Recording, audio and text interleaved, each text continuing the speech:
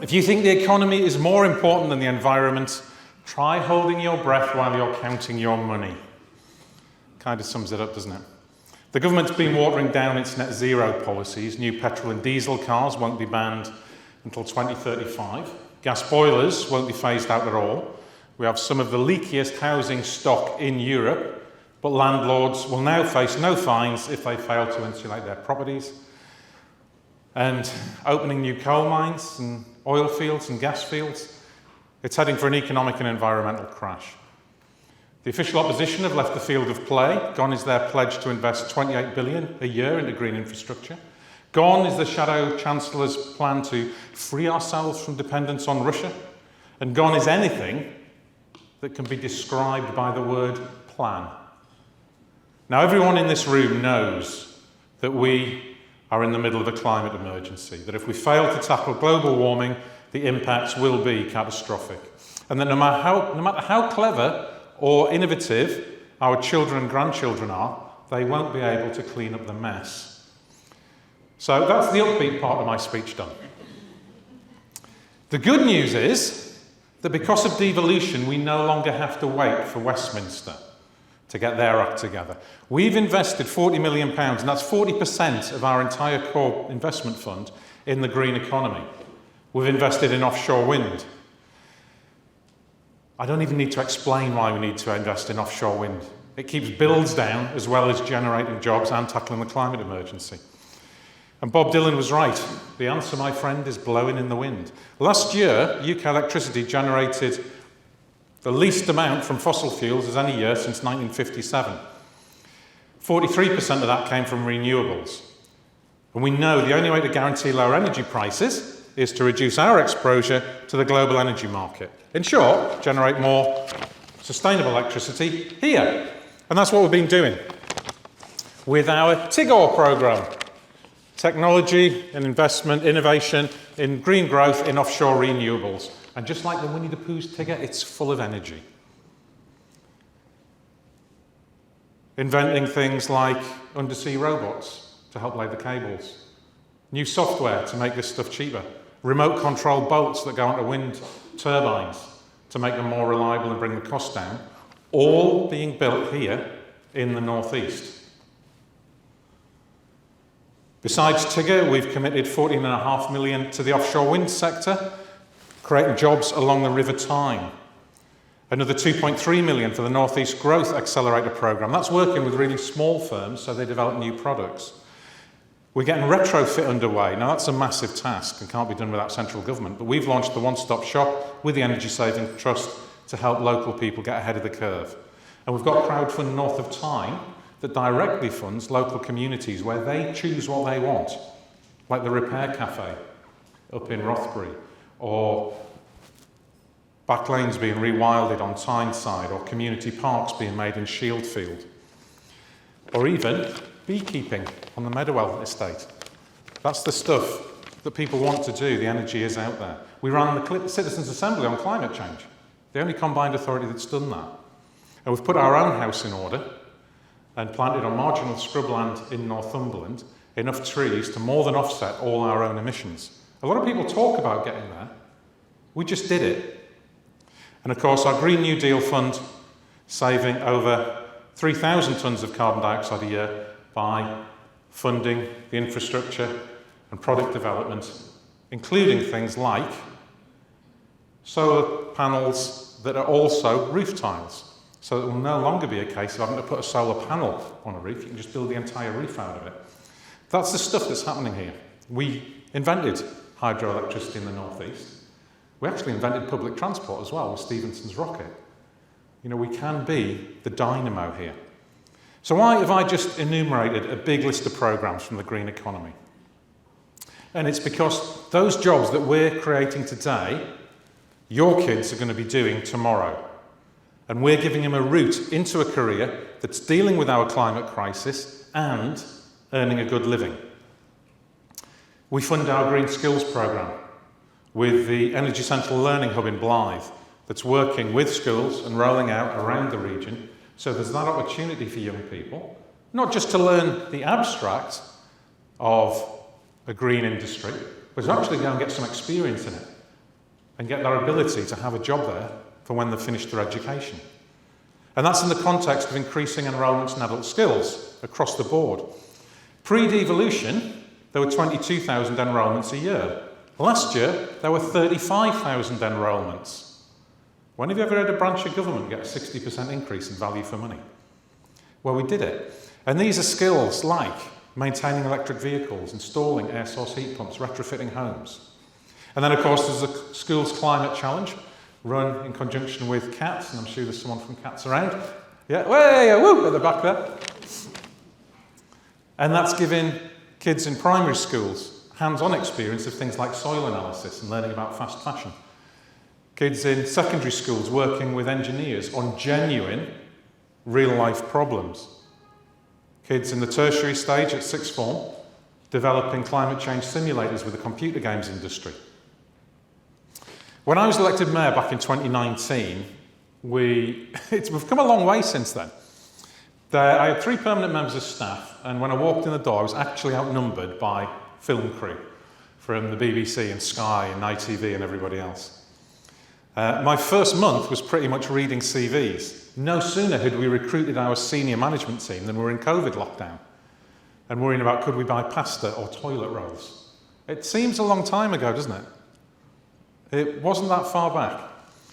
Then we had war, first in Ukraine, now in Israel and Gaza, insurrection in the United States. I've worked with 4 prime ministers and 6 chancellors of the Exchequer. Lost count of the number of government ministers who've been through. We've had Brexit as well. And yet, amongst all that turbulence and that uncertainty, we've managed to get stuff done through devolution. And that's really down to the fantastic team I work with and the collaborative approach, working with hundreds of partners from businesses and charities, and local authorities and other parts of the public sector, and working cross-party, working together really gets things done. I don't have to tell educators that. And in fact, we've brought the region together with Net Zero North East England, which I co-chair, and that's a public-private partnership to try and bring industry on board and commerce as fast as possible so that they're part of that journey to net zero. Because devolution does allow us to do things differently. Too much policy is made in Westminster for the benefit of headlines. Feel free to nod if you agree with that. In the North of Tyne, we've flipped that on its head. We started by asking the experts when it comes to education. Head teachers, classroom teachers, SEND specialists, trade unions, teaching assistants, the people on the front line. You. We asked them what would get better outcome for their kids, and we listened to their answers. Schools are in the driving seat. They choose what we fund. Some are focusing on early literacy, particularly where English is a second language for many pupils. Some are focusing on forest schools and outdoor learning.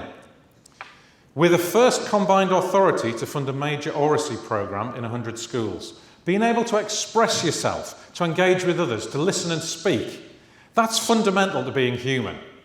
Kids need to be able to articulate their own thoughts and advocate for themselves just as much as adults do. And we're also funding Cultural Capital Project to provide our most disadvantaged children with experiences and opportunities. And it helps them be articulate citizens too. Not everything in education is about future employment. And we know suspensions and exclusions in our schools continue to rise, and attendance rates are a very real challenge. So we're working to support school leaders to evaluate and improve their inclusion policies with our Difference programme. In the last academic year, over 260 schools in the North of Tyne engaged with one or more of our projects. And we're offering all 365 schools in the North of Tyne the chance to undertake our Mental Health Award, because we want better mental health and well-being for the whole school community. We fund teachers to peer review and support other schools, often where there's a contrast from urban to rural, from deprived to affluent areas. And teachers tell us this is much better than the tick box exercises that they get from the DFE. And because it's not going to be published in any Ofsted reports, they get a challenge they wouldn't otherwise get from teachers with the real experience, saying, have you tried this? Have you thought about that? One teacher I'd met who'd been through this said she'd rediscovered her teaching mojo as a result. So why are we doing all this? After all, other metro mayors and combined authorities don't support schools. I visit a lot of schools and talk to teachers and TAs and pupils, and I always ask the kids what they want to do and why. Who inspired them? Do they want to do that job because that's what a family member did? And I remember talking to a school where the kids were talking about being pop stars and footballers. This was a primary school. And then, after the kids had gone out to play, I was talking to the staff. And I said, what about the ones who aren't going to make it as pop stars and footballers?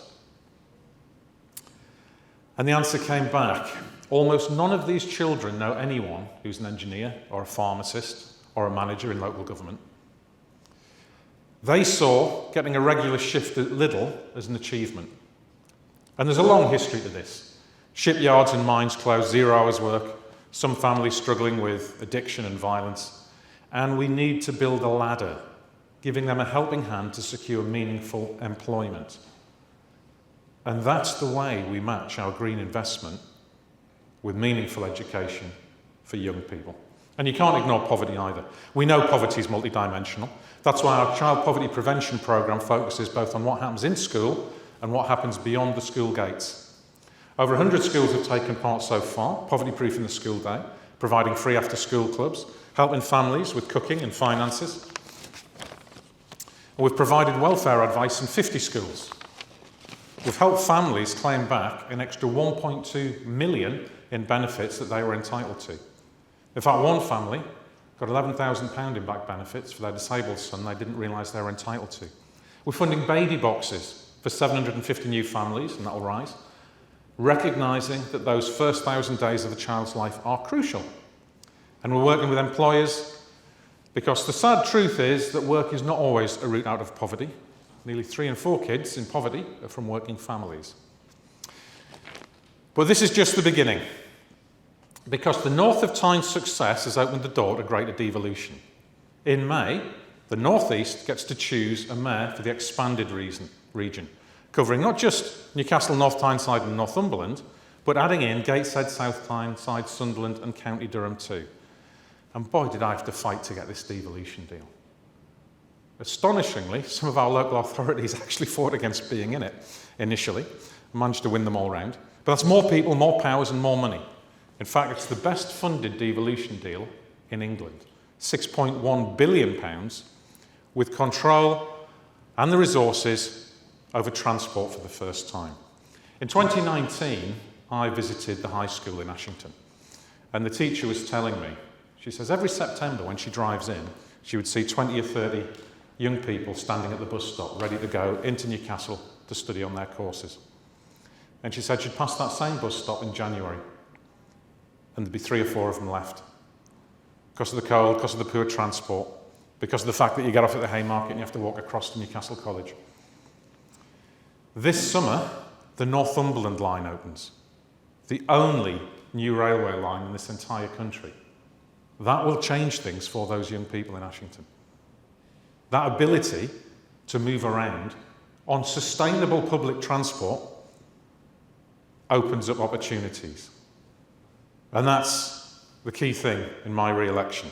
I intend to make public transport free for everybody 18 or under or in full-time education.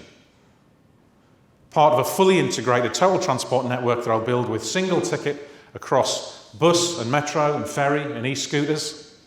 We know that 1/3 of our greenhouse gas emissions come from transport, but we also know that frequently there is no alternative to a car if you want to get where you need to go. We will only get to net zero if we give people the means to get there. We'll only have a strong economy if we have educated and aware people. And we'll only have an environment fit for future generations if we take action now. Thank you.